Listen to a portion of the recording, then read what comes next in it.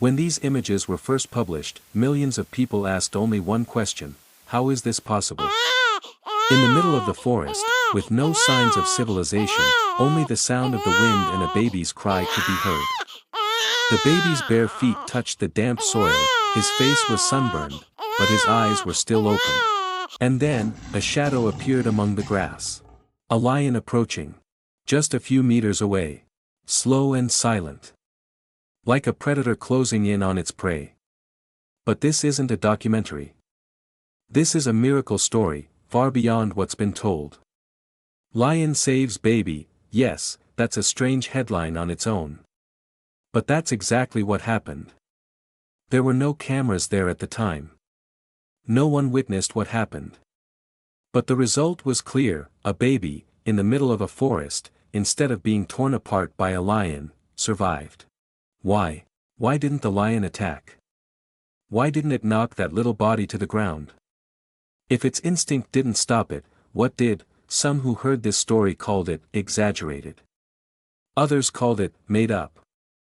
But this event that took place deep in the forest is not just a legend. It is the story of a human baby's miraculous survival and growth in the wild.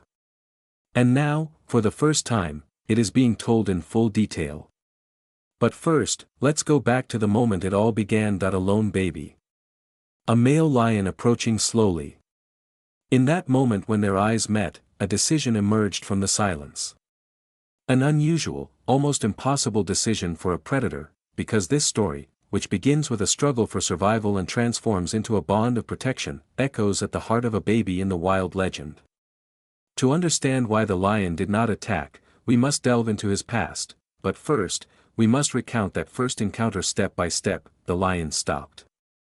He stood a few steps in front of the baby, staring intently. The silence was almost deafening. For a few seconds, seemingly endless seconds, the baby did not move. It stopped crying. Its eyes met those of the massive creature. This was a battle for survival, but no one knew whose. At that moment, the rules of the wild reigned supreme. Lion and baby face to face, but the outcome was not what anyone expected. The lion took another step. Its claws dug into the ground, its muscles tensed. If someone were watching, they would have thought it was preparing to attack. But no. It didn't attack. It didn't roar. It didn't bare its teeth. It just looked, then it lowered its head. That powerful and proud creature made a movement toward the ground, narrowing its eyes, almost as if in surrender, and then, another miracle happened. Quick rustling sounds came from among the grass. The tops of the trees began to stir. A troop of monkeys swiftly made their way down the branches and landed on the ground. Normally, they would have fled at the sight of a lion. But this time, nothing was normal. The monkeys approached the baby cautiously. The lion didn't move. It just watched. The baby quietly accepted the monkey's touch. It wasn't afraid. Perhaps it felt protected. But why was this happening? Why would a predator spare its prey? Why would a troop of monkeys adopt a baby that wasn't one of their own? The answers to these questions remained a mystery, but as we continued to follow the trail, one thing became clear: the lion wasn't just passing through. He had chosen to stay. Some tried to explain this behavior as wildlife instincts gone wrong. But there was one undeniable truth: a baby was being protected in the wild by both a lion and monkeys. On one hand, the threats of nature were approaching: jackals, vultures, hunger, but on the other hand, an invisible agreement was forming among nature's most powerful creatures. The question of why the lion was still there grew even heavier. Why would a lion form a bond with a baby? Or was it not just protection, but a way to compensate for a loss, because the lion had lost a cub in the past? This information was known only to experts. When a mother or father loses their own cub, no matter how wild they are, nothing can fill the void left inside them. What about a human baby? This was not just a natural occurrence. It was something nature was trying to tell us. And we were still at the beginning of the story. If you are also curious about how this miraculous event continues, don't forget to like the video and write, "Why didn't the lion attack?" in the comments below. Because the answer to this question will confront you with a profound truth in the next episode. The monkeys carried it. The baby wasn't in their arms, but they didn't let go either. One's tail was wrapped around its leg, another had placed a leaf next to its head. This scene might seem meaningless to humans, but in the forest's rules, this was acceptance. That morning, the baby began the day with the monkeys for the first time. The sun filtered through the leaves, and the air was filled with the sounds of birds. The baby's skin was covered in mud, but the expression on his face was one of peace. Days passed. The baby couldn't speak, but he didn't cry either. It responded to the monkeys' voices, reached for branches, and learned to drink from puddles. It had no name, but its presence was now part of that forest. But nature is not gentle. Every evening, as the sky darkened, the threat approached. Wildlife survival is a struggle against nature, and it was now in the midst of that struggle. One night, the screech of vultures descending from the sky echoed. The next day, the eyes of jackals glowed from behind the bushes. Rain fell, the temperature dropped, and the baby's skin trembled. The monkeys approached and huddled around him. But even they had their limits. Sometimes leaves weren't enough. Sometimes huddling didn't save him, and it was at these very moments that a pair of eyes would appear from afar. The lion. He was still there. He was watching. Like a shadow. He would climb to the top of the hill and watch the forest, roaring at the jackals that emerged from between the nearby rocks at night to scare them away. No one had called him. But he was always there at the most critical moment. This protection couldn't be a coincidence. Why would an animal watch over a baby for days on end? Why intervene when a threat arises but then disappear again? Some dismissed it as an anomaly in animal behavior. But there was something the experts couldn't overlook. This was more than instinct. It was a conscious choice. One night, the jackals approached again. One was almost about to touch the baby. The monkeys screamed but didn't scatter. And at that moment, a heavy breathing sound was heard from among the bushes. The lion emerged, gazing with its eyes that it did not attack at that moment. It simply walked. It approached silently. And the leader of the jackals fled without its paw touching the ground. The others followed it. In the middle of the night, only the baby and the lion remained. One human, one predator. But that night, a very strong bond formed between those two beings. Perhaps the baby forgot who it belonged to. Perhaps the lion only remembered its own past, but there was now an invisible agreement in the forest. The monkeys would watch over it, and the lion would protect it, and in this wild life, maintaining this balance was more important than anything else. Do you think this story ends here? Write in the comments. Was the lion truly protecting it, or was it simply waiting for the right moment to hunt? Night fell. In the depths of the forest, everything was silent, but the silence was not one of peace, it was the calm before the storm. The monkeys were asleep. They were curled up in the branches of the trees, covered with leaves. The baby was lying in a small clearing, as usual. He was alone, but he was not afraid.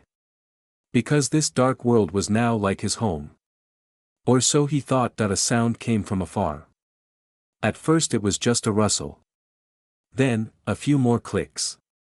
To someone whose eyes were not accustomed to the night, it was silence.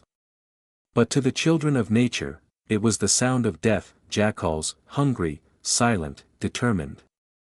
They had come before, but this time it was different. Tonight, there were more of them. They were in a pack.